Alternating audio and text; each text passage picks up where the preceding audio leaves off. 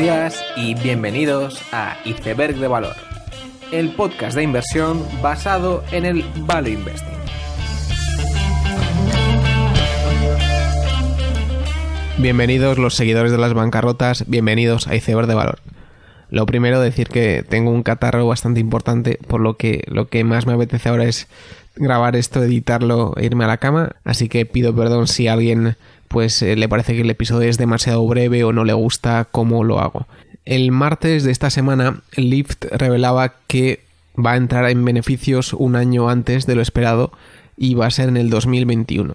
Esto es consistente con lo que he intentado expresar varias veces en el podcast, que por muy odiadas que estén, Uber y Lyft son mejores negocios de lo que parece ahora y forzosamente tendrán que entrar en beneficios en algún momento. Al final, si tú no supieras nada y te explican el negocio de Uber o Lyft y te preguntaran el margen que tienen ese tipo de negocios, pues lo primero que alguien diría es pues un 50% de EBITDA o similar.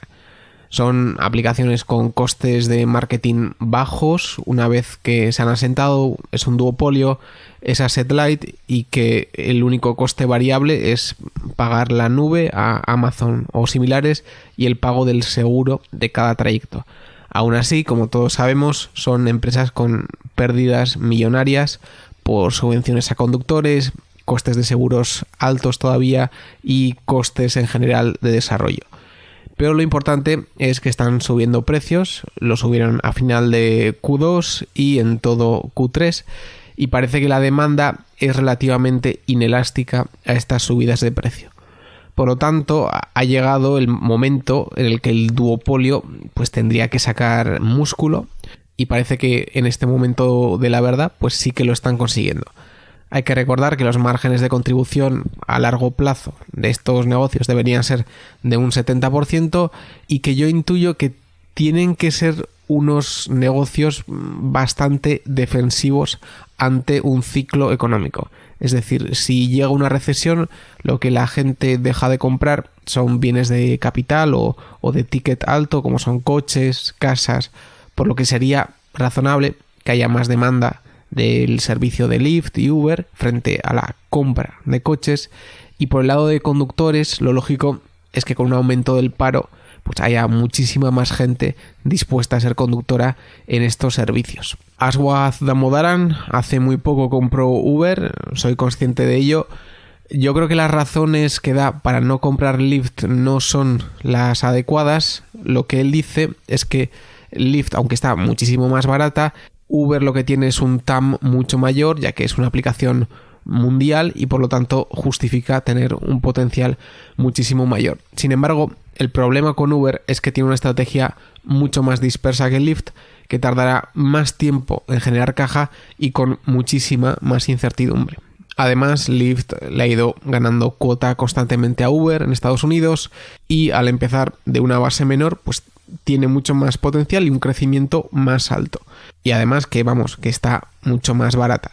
Así que veremos si Damodaran acaba teniendo razón en esta cuestión. Para quien está interesado, él suele poner disponibles los Excels de valoración con los diferentes supuestos y uno puede ver cómo varía pues la valoración si uno cambia cada uno de los supuestos. Creo que como curiosidad al menos es un ejercicio interesante. Esta semana también la empresa de software /coches Tesla también ha publicado resultados.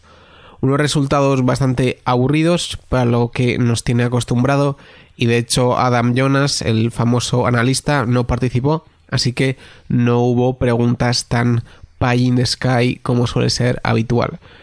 Unos resultados sobresalientes después de ese email filtrado que hubo, que supuso una decepción al no llegar a las 100.000 unidades en el trimestre. Las buenas noticias, en mi opinión, al menos vinieron de la parte de los costes más que del crecimiento.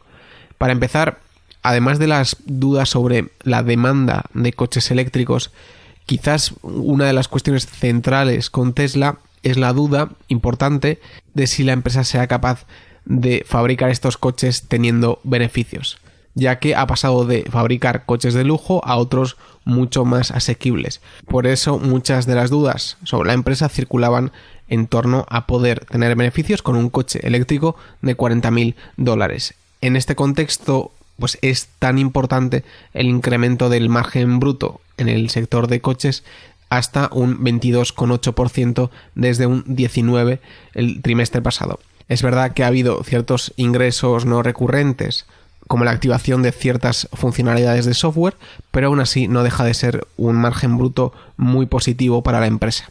Además de esto, remarcar que Tesla recibe depósitos antes de vender los coches, por lo que a nivel de flujo de caja los márgenes, por así decirlo, son todavía más positivos. Además de esto, los costes operativos han sido bajos, algo importante teniendo en cuenta la expansión internacional que están teniendo, y unido a que el CAPEX es relativamente bajo teniendo en cuenta esta expansión, pues parece que sí que Tesla se ha convertido en una empresa más eficiente de lo que era hace unos años. Otra empresa muy seguida, como es Twitter, ha tenido los resultados trimestrales esta semana y han estado por debajo de las expectativas con un crecimiento de un 9% en ventas. Las principales causas han sido problemas técnicos, si se le puede llamar de alguna forma. En la conferencia se comentaba que cuando un nuevo usuario se hace cuenta, se le hace la pregunta de si se puede acceder a los datos del dispositivo. Pero dijera que sí o no, Twitter accedía en todo caso. Por lo que al corregir esto, las ventas pues, han disminuido en proporción y ha habido más problemas técnicos de este tipo, lo que ha hecho que hubiera un gran aumento de costes de personal y a la vez una ralentización de las ventas. Aunque hay que admitir que los usuarios diarios, sin hacer nada espectacular por parte de Twitter, pues han crecido un 17%, lo cual está muy bien. El caso de Twitter siempre es el mismo, es una red con una influencia brutal que no se monetiza muy bien, no es una empresa muy grande. Se pueden encontrar miles de explicaciones para esto, que Twitter está mucho más enfocado a la información pura que a las imágenes como Instagram y por lo tanto no es fácil pues meter un anuncio de cierto producto. Para muchos, por esto mismo, la oportunidad de Twitter no reside tanto en la publicidad, sino en productos adyacentes como monetizar los feeds de Twitter. Para quien no lo sepa, hay software ajenos a Twitter que se utilizan hoy en día para estos fines y estos pues se pagan a un precio bastante alto. Y por lo tanto, lo único que tendría que hacer Twitter es enfocarse en estos servicios adyacentes, internalizarlos y monetizarlos. Sin embargo, a mí estas ideas de inversión me gustan mucho, solo que me parece importante que haya evidencias tangibles de que hay pasos por parte de la compañía para conseguir estos objetivos. Porque cuando uno invierte haciendo pues 80 derivadas, muchas veces pues no suele salir bien, porque quizás es verdad que Twitter tiene muchas aplicaciones a las que se podía extender, pero si la directiva no quiere tomar esos pasos, pues todas esas ideas no valen nada. Por ejemplo, en Spotify recientemente ha habido una beta donde se monetizan las playlists de forma que son una especie de promoción para el artista. Y por ejemplo, ver esta monetización de esos adyacentes te da una idea de que la empresa ha tomado ese camino y puede crear una nueva vertical de ventas. En Twitter todavía no se da este caso, por lo que parece que el potencial seguirá siendo eso mismo, simplemente potencial. Esta semana también Amazon en parte decepcionaba con sus resultados con unos costes mayores a lo esperado en su servicio de delivery en un solo día en Estados Unidos. Esto ha hecho que, aunque ha habido un aumento del 24% en ventas, el beneficio operativo en Estados Unidos se ha reducido un 37%. AWS también se ha ralentizado y los márgenes operativos también se han reducido. Con Amazon siempre me queda la duda de cómo de listo es Jeff Bezos. Como es el caso de Elon Musk, son personas que cuando piensan sobre sus negocios no tienen como idea primera, digamos, generar el máximo flujo de caja posible. Por ejemplo, las economics de Amazon Prime eran horrorosas cuando dio comienzo y en parte hoy en día también lo son. Sin embargo, con el paso del tiempo se está demostrando que fue una decisión muy inteligente para fidelizar el cliente de forma pues muy similar a Costco. Un paso parecido fue AWS, que era un negocio pues muy intensivo en capital y de construir centros de datos. Ahora también el caso análogo sería el de apropiarse de su propia logística. Empresas como FedEx o UPS tienen unas rentabilidades sobre el capital bastante bajas y sin embargo Amazon está intentando expandirse a esa área del negocio. La pregunta es si lo va a hacer funcionar a una rentabilidad mayor por integración vertical u otro efecto que consigan. Y en conclusión, lo que quiero decir es que Bezos durante su vida empresarial ha hecho unas apuestas relativamente arriesgadas que finalmente han salido bien. Y a posteriori la lectura ha sido de que era un genio. Veremos si con la logística también se cumple y demuestra que toda la inversión hecha es acertada. Desde fuera, pues tampoco es una cosa totalmente evidente. Porque no hay que olvidar que estar obsesionado con el cliente está alineado con tu supervivencia como empresa. Pero puede llegar un punto donde no esté alineado a extraer el máximo flujo de caja posible, incluso a largo plazo. En el apartado de Profit Warnings destaca el del estudio de videojuegos europeo Ubisoft. La compañía es la creadora de videojuegos tan conocidos como Assassin's Creed o Far Cry y es uno de los principales estudios europeos. Sin embargo, en el Profit Warning de esta semana ha anunciado que 2 de sus últimos juegos pues están muy por debajo de lo esperado en ventas y por otro lado retrasa la publicación de 4 juegos relevantes hasta el próximo año. La industria del videojuego es una pues con vientos de cola importantes, sin embargo, cada actor en esta partida pues está expuesto a diferentes riesgos.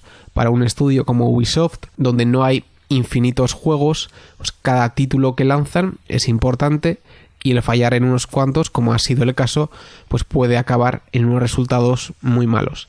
De la misma forma que producir Apocalypse Now tuvo unos riesgos muy significativos, pues el producir un videojuego no es muy diferente a producir películas en ese sentido. Otro reto al que se enfrenta la compañía es el de los juegos en el móvil, que de alguna forma se percibe como amenaza a los juegos de ordenador y de consola, ya que no se sabe hasta qué punto pueden canibalizarlos, incluso con una monetización mucho menor. Es por ello que siempre hay que analizar la problemática de lo que ocurre en las empresas uno a uno. Continuando con las malas noticias, The Tile Shop, que es una empresa de tiendas de azulejos en Estados Unidos, una microcap, anunciaba que tiene planeado salirse del Nasdaq y cancelaban su conference call del tercer trimestre. Esto es una especie de bancarrota y es una de las peores noticias que un inversor puede recibir. Es una empresa que conocía pues yo desde hace unos meses y de hecho pues había ciertos hechos que parecían indicar que no les iba tan mal. Habían ascendido a un CEO desde rangos más bajos, había recompras e incluso los insiders estaban comprando. Todo esto no ha evitado que la acción haya caído casi un 80% durante el año y bueno, como es evidente, tener tiendas es un negocio complejo, lleno de apalancamientos por todos lados, el alquiler es fijo, los leases son fijos, los intereses son fijos, los empleados son fijos, el inventario que tienes que tener es fijo y al final pues cuando las ventas disminuyen empiezan todos los problemas y realmente lo malo no es que empiecen los problemas sino que las cosas cambian extremadamente rápido y eres incapaz de verlo venir. En definitiva, lo que ha ocurrido con The Tile Shop es algo que a ningún inversor le gusta experimentar, pero por eso mismo hay que conocer los sectores a los que uno se expone y saber cómo pueden evolucionar. Finalmente, malas noticias también en las spin-offs Resideo y Covetrus, donde dimitieron CFO y CEO respectivamente. Hace poco leía que las spin-offs se están convirtiendo en una especie de SPACs y la verdad es que no andaba muy desencaminado.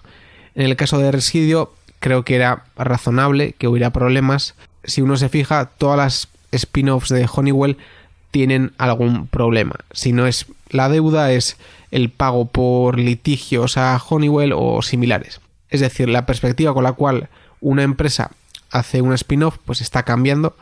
Antes lo que era sacar una filial de la empresa para que evolucionara por sí mismo, pues ahora se está convirtiendo en a ver cuántos problemas le puedo colocar al inversor en renta variable. El caso de Covetrus me parece un poco distinto en el sentido de que el negocio es muy atractivo y el precio también. Sin embargo, el CEO, que es una persona que ha creado una startup y ha trabajado 8 años en la empresa, pues que salga de esa empresa sin decir nada significa que hay problemas en la empresa, y parece que dentro de Covetrus pues hay cosas que todavía no han salido a la luz, pero que van a estar muy lejos de ser positivas precisamente. El tema del capítulo está muy relacionado con todo lo comentado en estas empresas que he mencionado, y es la idea de que no todas las empresas son unas compounders. De hecho, muy pocas lo son. Es decir, en muchísimos casos las cosas salen mal, y creo que es importante estudiar por qué las cosas o un negocio van mal. En el podcast he hecho un par de capítulos, uno de retailers británicos y otro episodio de Freshii, pero creo que aún así hay que poner todavía más énfasis en este tipo de desastres para ser consciente de lo mal que puede salir un negocio. Y lo que hay que tener en cuenta es que las empresas es habitual que te mientan. La mayoría de las veces, cuando algo va mal, te van a decir que es un problema temporal, que el tiempo ha sido muy malo, que ha sido un trimestre muy raro, etc. Y van a mentir sin ningún problema, esperando a que todo mejore y que no cunda el pánico. Y eso pues hay que tenerlo muy interiorizado. Otras veces quizás no haya una mala intención per se. En el caso de Tile Shop había pues algún insider comprando. Es decir, hay gente que o no sabe ver venir las cosas, o es irracionalmente optimista, o lo que sea. Pero lo importante es que siempre va a haber señales cruzadas. Habrá pues malas noticias endulzadas de alguna forma por la directiva, o alguna recompra o similares. Pero eso no será más que una distracción que habrá que saber discernir. Un caso que comenté en el episodio del retail británico fue Carpetright, donde empezaron a tener pues like for likes negativos, y 3 trimestres después ya estaban en semi bancarrota. Y vale, que Carpetright no ha quebrado, pero para hacerse a la idea, el coste medio de la deuda de Carpetright ahora mismo es del 33%. Es difícil estar más al borde del precipicio. La cuestión es, por lo tanto, qué hacer para que no te ocurran estas cosas. Y lo primero que hay que fijar es que uno no tiene por qué estar cómodo con cualquier tipo de inversión. Empezando por el tamaño de la empresa, uno podría decir que no invierte en microcaps porque está expuesto a más fraudes y quiebras. A mí también se me ocurre que las empresas grandes también tienen sus problemas y que hay una probabilidad alta de Dunning-Kruger, de pensar que entiendes la problemática pero realmente no estás entendiendo nada. Y eso también me parece válido. Quizás habrá otras personas que no estén cómodas en invertir en sectores como materias primas, retail, pues, coches o tecnología. Y habrá otra gente que en una empresa, cuando encuentren una simple bandera amarilla, ya no estén cómodos y no inviertan. Y eso está bien. Yo creo que discriminar es muy válido, aunque sea pues con unos heurísticos. La pregunta que hay que intentar responder siempre es: ¿con qué tipo de empresa voy a ser capaz de comprar más cuando todo se vuelva en mi contra? Yo ya sé, a nivel personal, que en el mundo retail las cosas cambian muy rápido, como he comentado, y que voy a ser el último en enterarme, y que por lo tanto yo no debería invertir. En empresas muy cíclicas sé que también puedo tener momentos de debilidad. Es decir, si tú no sabes cuánto puede durar un ciclo y esa determinada empresa quema dinero en ese valle, sé que en algún momento pues el mercado me va a ganar y voy a acabar vendiendo en el peor momento. O en el caso de empresas muy seguidas, por ejemplo, yo he mencionado que Lyft me parece una empresa muy atractiva y Spotify también. Sin embargo, sé que mucha gente las está mirando. Y sé que si las compro y bajan, hay un riesgo muy real de que yo piense de que soy el tonto en la partida de póker. Por eso mismo es importante mentalizarse y visualizar cómo de cómodo va a estar uno si una determinada acción baja, para así poder determinar pues cuál es tu universo de inversión. Y con esta breve idea termino el episodio. Espero que os haya gustado. Sé que durante alguna de estas semanas no va a haber un episodio, no sé cuándo, dependiendo de cuánto tiempo tenga que dedicar a mis inversiones. Pero en todo caso nos vemos en el siguiente episodio y seguid aprendiendo.